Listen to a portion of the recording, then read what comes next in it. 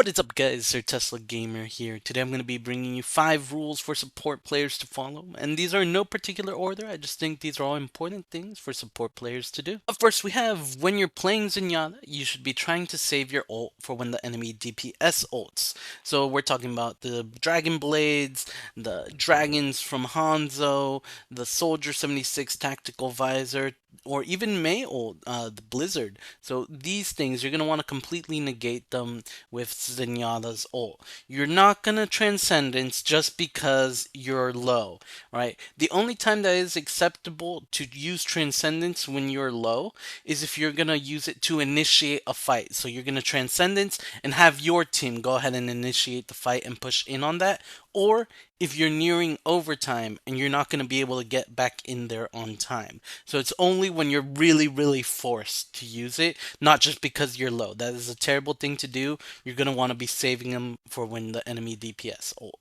Next we have, if you're playing Kiriko while your tank is on Roadhog and the enemy team has an Ana, you should be trying to use Suzu for the anti-nades. So again, the key word here is trying. Obviously, you're not always going to be able to hit it 100% of the time, but you should keep that in mind. You have a Roadhog, the Ana has the anti-nade, you're going to want to be saving that Suzu for your Roadhog. And sometimes they're going to be baiting it out from you, but ideally, in the perfect world, that's what you want to be doing, okay? This one's near and dear to my heart as someone who plays a lot of Bastion, and that's if the enemy team is playing Bastion, there should be no Brig on the field. You should not be playing Brig into a Bastion. You get very, very little value. It's just not ideal. I mean, the only thing that you're really gonna do is just soak up a little bit of damage for your teammates, and that's really it. You're just gonna get deleted. Brig does not do well up against Bastion.